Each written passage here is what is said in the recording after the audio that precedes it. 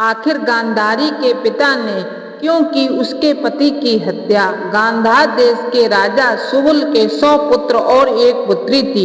सबसे छोटे पुत्र का नाम शकुनी और पुत्री का नाम गांधारी था। शकुनी की पत्नी का नाम आरसी था। शकुनी के 3 पुत्र थे।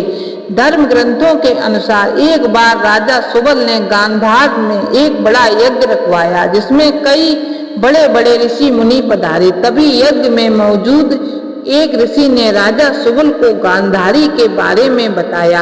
एक ऐसी बात बताई जिसे सुनकर राजा सुबल अपनी पुत्री को लेकर चिंतित हो उठे।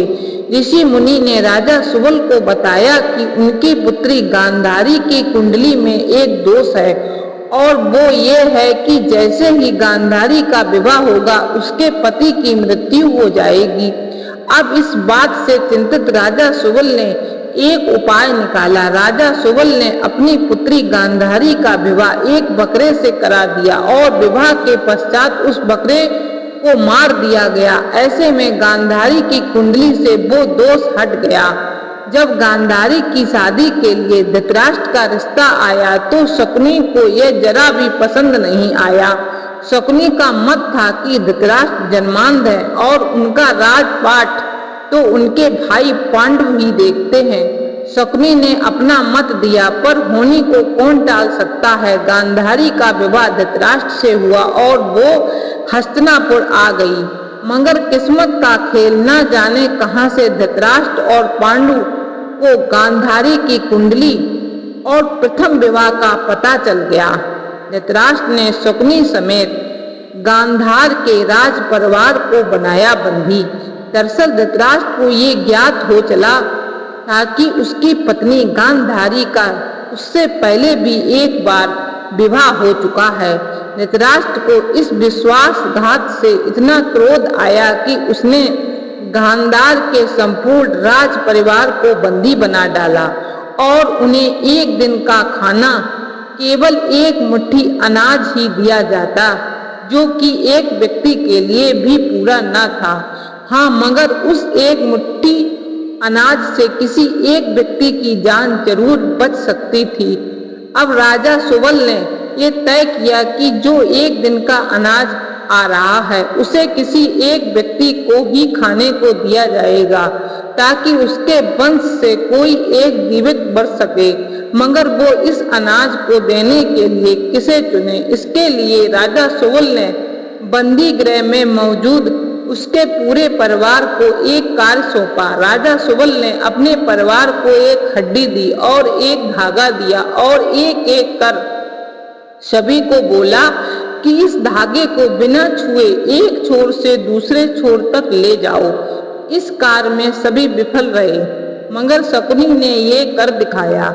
शकुनी मामा के पासे का रहस्य क्या था। शकुनी के पिता ने मरने से पहले उससे कहा कि मेरे मरने के बाद मेरी हड्डियों से पासा बनाना। ये पासे हमेशा तुम्हारी आज्ञा मानेंगे। तुमको जुए में कोई हरा नहीं सकेगा। शकुनी ने अपने आंखों के सामने अपने भाइयों पिता को मरते देखा था। शकुनी के मन में धृतराष्ट्र के प्रति गहरे बदले की भावना थी। बोलने और व्यवहार में चतुर शकुनी अपनी चालाकी से बाद में जेल से छूट गया और दुर्योधन का प्रिय मामा बन गया। आगे चलकर इन्हीं पासों का प्रयोग करके शकुनी ने अपने 100 भाइयों की मौत का बदला दुर्योधन और उसके 100 भाइयों के विनाश की बृहद योजना बनाकर लिया। बहुत से विद्वानों का मत है कि शकुनी के पासे तो असल में हाथी दांत के बने हुए थे, लेकिन शकुनी माया जाल और सम्मोहन में महारथी था। जब पासे फेंके जाते थे तो कई बार उनके निर्णय पांडवों के पक्ष में होते थे, लेकिन शकुनी की ब्रह्म विद्या से उन्हें लगता कि वो हार गए हैं। शकुनी मामा का वध कैसे हुआ। महाभारत का युद्ध 18 दिनों तक चला था। युद्ध के आखिरी 18वें दिन शकुनी मामा का वध हुआ था। सहदेव ने शकुनी का वध किया और उनके जुड़वा भाई नकुल ने शकुनी के पुत्र उलूक को मौत के घाट उतारा। शुरू के 10 दिन भीष्म पितामह ने कौरवों की तरफ से युद्ध का नेतृत्व किया। भीष्म पितामह को अर्जुन ने शिखंडी की आड़ से मार गिराया।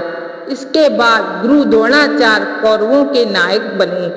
गुरु द्रोण ने अगले 5 दिनों तक कमान संभाली। द्रोणाचार्य ने ही 13वें दिन चक्रव्यूह की रचना की, जिसमें अर्जुन के बेटे अभिमन्यु को फंसाकर कौरवों ने वध कर डाला।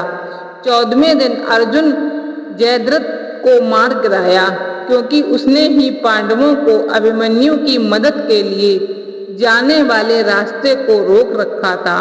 15वें दिन युधिष्ठिर व भीम ने अश्वत्थामा की मृत्यु का भ्रम फैलाया और धृष्टद्युम्न ने द्रोणाचार्य का सिर धड़ से अलग कर दिया। अगले 2 दिनों तक युद्ध में कर्ण कौरवों के मुखिया बने। 17वें दिन अर्जुन ने कर्ण को खत्म किया। युद्ध के आखिरी 18वें दिन शल्य ने कौरवों की तरफ से मोर्चा संभाला। 18वें दिन ही सहदेव ने शकुनी का सिर काटकर वध किया था। शकुनी की मौत के बाद स्वर्ग क्यों मिला? शकुनी ने अपनी ही बहन के परिवार को तबाह कर डाला, तो फिर क्यों और कैसे उसे स्वर्ग लोक की प्राप्ति हुई? दरअसल शकुनी ने जो कुछ भी किया वो उसने अपने परिवार का बदला लेने के लिए किया। उसने ये बुरे कर्म अपने परिवार के साथ हुए अन्याय का प्रतिशोध लेने के लिए किए और इसी कारण मृत्यु के पश्चात शकुनी को स्वर्ग लोक की प्राप्ति हुई। ये तमाम जानकारी जन रुचि को ध्यान में रखकर धार्मिक पुस्तकों से दी जा रही है। इसकी सत्यता के लिए हमारा चैनल कोई दावा नहीं करता।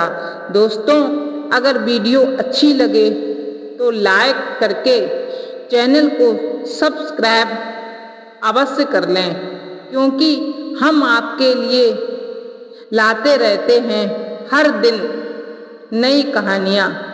धन्यवाद। जय गुरुदेव, जय बाबा नीम करोली। आपका दिन शुभ हो। जय गुरुदेव।